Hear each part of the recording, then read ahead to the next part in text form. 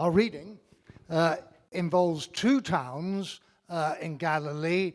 I know where one of them is, Capernaum, on the north coast of the Sea of Galilee. I didn't know where the second place was, Tiberias. I've discovered it's on the west coast of the Sea of Galilee. So hopefully that gives you the geographic context of where we're reading from. And just a reminder that this is just after the feeding of the 5,000. So we're in John 6, for those who'd like to follow it through. We're going to be starting at verse 16. And at that moment, Jesus has left the disciples and gone up into the mountain. So they're feeling a little on their own. When evening came, his disciples went down to the lake, where they got into a boat and set off across the lake for Capernaum. By now it was dark, and Jesus had not yet joined them. A strong wind was blowing, and the waters grew rough. When they'd rowed 3 or 3.5 miles, they saw Jesus approaching the boat, walking on the water. And they were terrified. But he said to them, "It is I. Don't be afraid."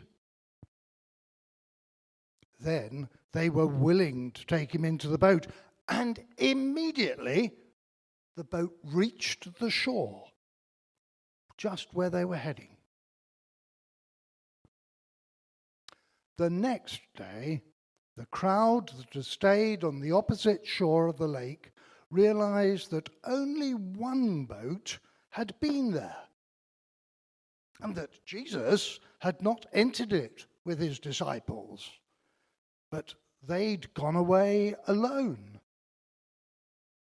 Then some boats from Tiberias landed near the place where the people had eaten the bread after the Lord had given thanks. Once the crowd realized that neither Jesus nor his disciples were there, they got into the boats and went to Capernaum in search of Jesus. Hallelujah.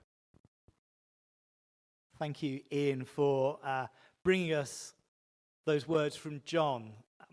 It's great to be here with you this morning. If you don't know me, my name's David, and I am going to be trying to unpack a little bit of this passage from John chapter 6 this morning.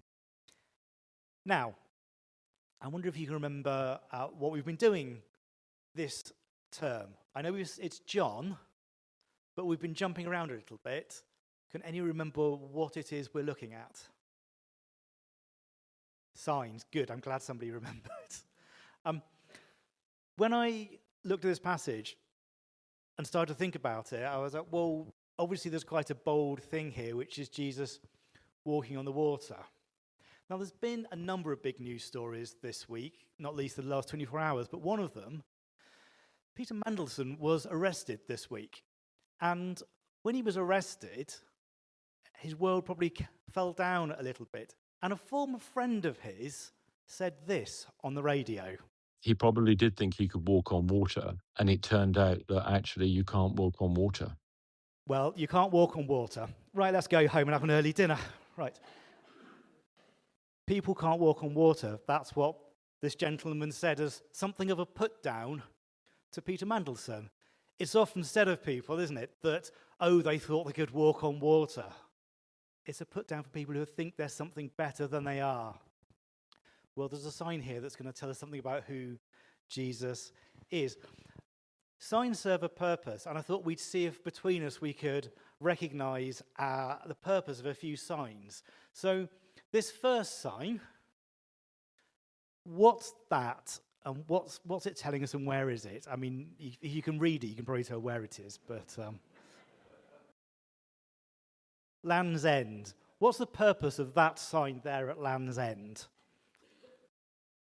Bring a smile. It does. You'll notice that I think I took this in 2019, as you can see. It was somebody's, I don't know what it was, I guess the wedding, 20th of May, it's got up there. So not only is it signposting New York, John O'Groats, the Isles of Scilly, Longship's Lighthouse, but also Landshut and Mila. I probably pronounced that wrong. Anyway, that's pointing to all sorts of things. What about this next sign? What's that telling us? Fire escape, way out. Does anybody know where that is? It's not over there, over there. It's the exit. It's the fire exit down by the Brooks Lounge in the main church. So Pete Green will be glad that we all know what it is. So the next time we do a fire practice, some of us will be going out through that door. What about this third one? What's this one telling us, and where is it? Oh, some groans. I heard Swindon, yes. What on earth is that telling us? Chaos. We're going to come back to chaos in a bit. Yes, that is a very scary roundabout. You thought some of the ones around High Wycombe were bad. That is the so-called magic roundabout in Swindon. But nonetheless, without that signpost, it will probably be even harder to navigate. So it is still serving a purpose. John, when he's signposting things, makes some assumptions. One of which is that we know a bit about the history of the Jewish people. He kind of assumes that certain things will be obvious to us, and so he doesn't necessarily go about explaining all of the detail. He just puts them there for us to work out. So we're going to do a little bit of that working out this morning. As Ian reminded us, this passage comes after the feeding of the multitude that we looked at 2 weeks ago. And just coming after this passage, and we may look at it later in the year because it is one of the I ams, Jesus picks up the theme from that feeding with the I am the bread of life. But actually, this is not a bit in the middle that is unrelated and unconnected to those two stories. There's something that is a thread that runs right through it, and we're going to be thinking about that this morning. It's not just an aside. Now, the disciples have decided to go out onto the lake. It's nighttime. Jesus has gone up to the mountain to pray. He's got away from the crowds, and they've got out into the lake. Now, the lake is not insignificant. It's about 12 miles by 7 miles, which I worked out is roughly half the size of the Isle of Wight. So it's not tiny. And they've got this small group of men in a boat, rowing as hard as they can, but really making no headway because there's a storm started. And they were used to that. Storms on the Sea of Galilee were not unusual. But nonetheless, it says they were making no headway. They'd got about halfway across the lake. This is a famous story, and often if you search for pictures of this story, you will see, one, Jesus standing in daylight, and two, very like a mill pond. But that's not what this story here is telling us. Here we are seeing a squall that has come up. The Sea of Galilee sits in a valley, and the wind will rush down the valley and create huge, great big waves. And even these men who were regular fishermen seem to be afraid of what's going on. The boat itself could hold about 15 people, so if all 12 disciples were on there and who knows who else, it was probably quite a full boat. And actually, when we come to these passages, we often think about what they mean for us as individuals, don't we? But actually, there's a group of people here, and I think there's something for us as individuals, but there's something for us as a church as well. Sometimes as individuals and as the church, we can feel we're being buffeted on all sides. We're making no headway. Everything is against us, and we can feel a bit despondent, can't we? But then something happens, and they see somebody coming to them on the water. The strange thing is that they were more afraid of Jesus than they were of the storm. I wonder if we're like that sometimes when something comes out of the blue and we don't recognize it. In a strange way, it reminded me, when I was a student in my halls, the end of the corridor that I lived on, there was a dark blue door. It was dark blue gloss paint. And one night, the lights were off, and I obviously got up in the night, and I walked down the corridor, and I was about to walk into the kitchen because I couldn't see the door because it was so dark. There was a little bit of light, and all of a sudden, in that gloss, I saw my own reflection about a foot in front of me. I can tell you I jumped. Because when you see somebody, even your own reflection, unexpectedly out of nowhere, you're going to be frightened. And I think it's not surprising that, well, we've just heard people don't walk on water. So of course they're going to be frightened.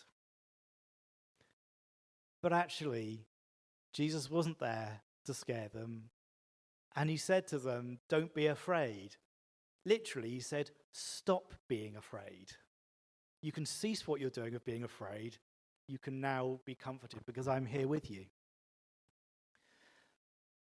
But it isn't unreasonable that they have a fear of Jesus. I mean, he had just performed this amazing miracle with 5 loaves and 2 fishes, and they were trying to work out who he was still. And here's another strange event involving Jesus. Because, yes, Jesus calms the situation, but it's not that we shouldn't have any fear of him. I always think back to the Chronicles of Narnia, to Lion, the Witch and the Wardrobe, when Lucy asked Mr. Beaver, is he quite safe? I shall feel rather nervous about meeting a lion, speaking of Aslan. Mr. Beaver responds, of course he isn't safe, but he's good. He's the king, I tell you. Jesus is good. He comes to them and meets them in their needs. And at that point, it says they were glad, in some versions, or willing to take him into the boat. Once they realized who he was, they accepted him into the boat. They were glad and willing to do that.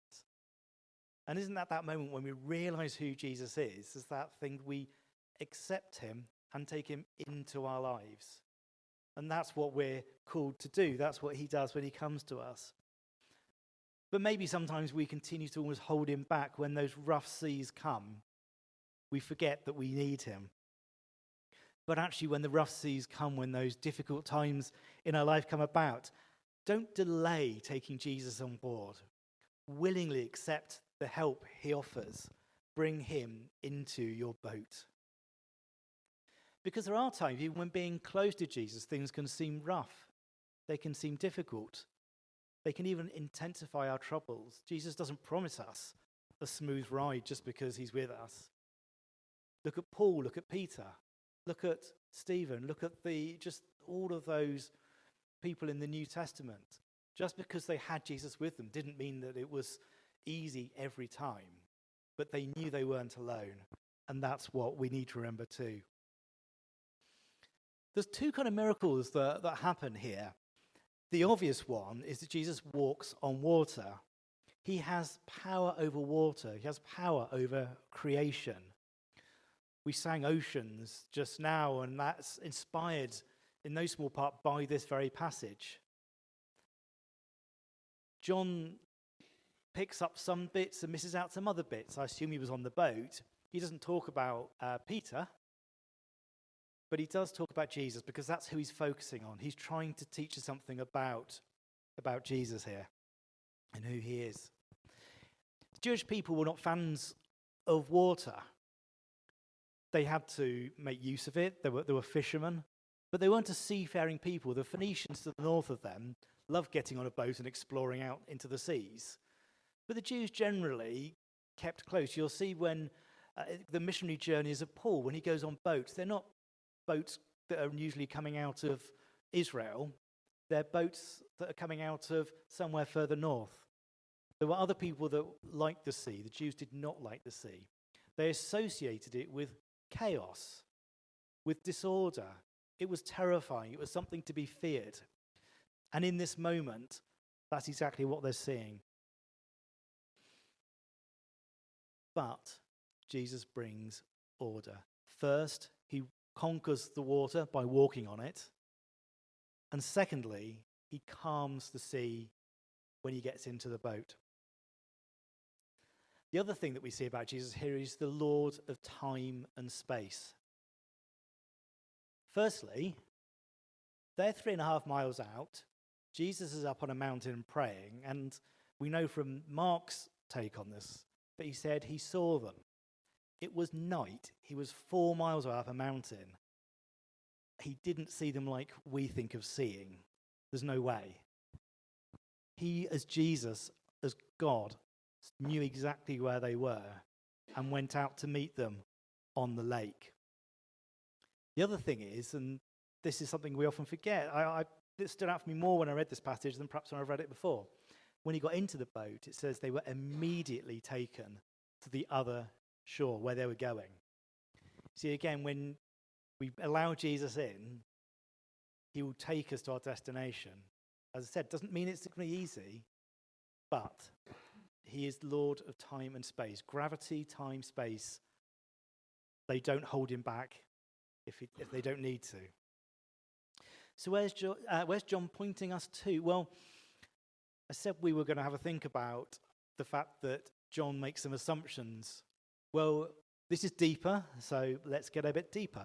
Let's have a look at the Old Testament and what it indicates, and what they would have understood about this.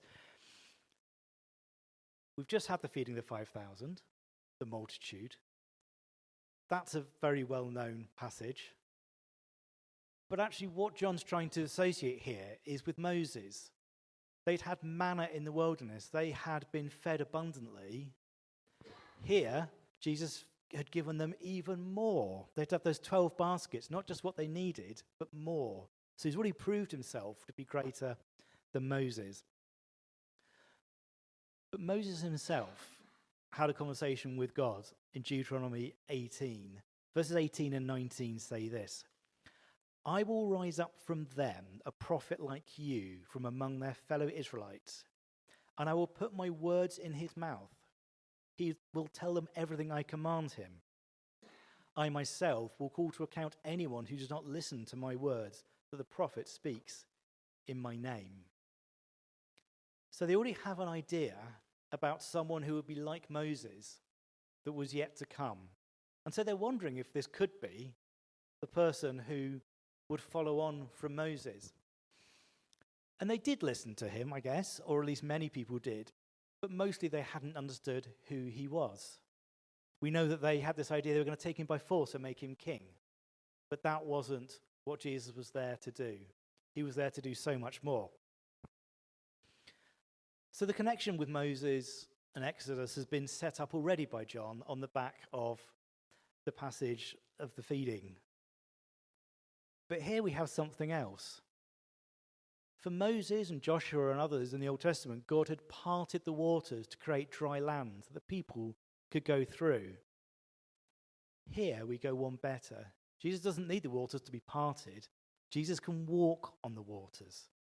He just walks straight out to them, again proving that he is greater than Moses. Job 9 verse 8 says, he alone, and this is God, he alone stretches out the heavens and treads on the waves of the sea. Think about that. God can tread on the waves of the sea. What does that tell you about who Jesus is?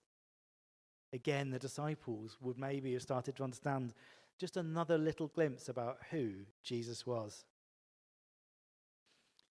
And then when Jesus comes and calms them, he introduces himself to them and says, it is I. Now, I knew Claire was going to be here, so I did really need a Greek slide.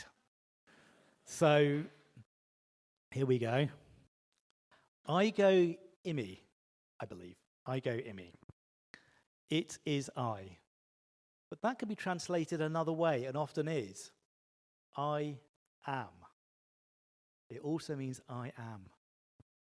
So in those I am passages, Jesus is using these words. But moreover, that is how God introduced himself to Moses. When Moses said, who should I say has sent me? What's your name? That is the name that God calls himself. So when Jesus calms their nerves, he is saying, I am. I think that for them, that would have been so powerful. They would have understood the meaning of that in a way that without understanding the Greek, we may not have noticed. Genesis 1:2, the second verse in the Bible, says, "Now the earth was formless and empty. Darkness was over the surface of the deep, and the Spirit of God was hovering over the waters." Two things as Jesus walks out of the water. One, it's dark, and they're feeling there's chaos. In that verse in Genesis, it implies chaos. That the earth wasn't yet formed, things were void, there was darkness. And then the Spirit of God was hovering over the waters. One element of the Trinity. Another person of the Trinity is now walking on the waters. And after him comes calm. Everywhere in this passage there are signposts that Jesus is not only greater than the greatest lawgiver and prophet, but that he is God the Creator. And so what's the impact of all this? Well, as they've got to the other side of the lake, the crowds who were there the day before, wanting to make him king, had not given up trying to find him. In this day and age, we can find people perhaps a bit easier with GPS tracking, and I've got to get a flight later today, and I was checking earlier where the incoming flight is to check it's not been delayed by what's been going on. They didn't have that option. What they noticed was the boat had gone and Jesus hadn't been in it. So what had happened? Well, they didn't know what had happened, but they were determined to find him. So they went around the lake. I mean, thousands of people going around the lake trying to find Jesus. They were seeking Jesus, is what happened. Now, they might have been seeking Jesus for the wrong reasons. Jesus kind of, in the next passage, which we may do in another term, slightly rebukes them for why they've come looking for him. But he's not sorry that they're there, because he has an opportunity to teach them and tell them more about who he is. I've got a question for us. Do we understand who he is? And do we come to him for the right reasons? Even if we come to him for the wrong reasons, he wants to welcome us in and calm our fears. But let's try to understand better who Jesus is as we come to him, and let's worship him. I'm going to make you guys do some work now. We've got some questions. We've got 3 questions that I'd like you to have a think about. You don't have to do all 3 questions. You can get into little groups. You can say, we just want to focus on question 1 or 3 or whatever. Question 1, look at Psalm 107, 28 to 30. How does Jesus fulfill this? Why does it matter? So for those who like getting back into the Old Testament and going deeper, that might be a good one to head into. How does a fear of God impact your faith? Just give you one thing. Fear in the context of God, I think, is both a positive and a negative. So you can have a think about what that might mean. And the last question down the bottom there, the crowd came seeking Jesus. How do we point people to him? So get into small groups, have a chat about 1, 2, or 3 of these questions, depending on how you want to tackle them. Make sure everybody gets a chance to speak. And in about 10, 15 minutes, we'll gather back together for some feedback to see what you've discovered. So over to you for the time being.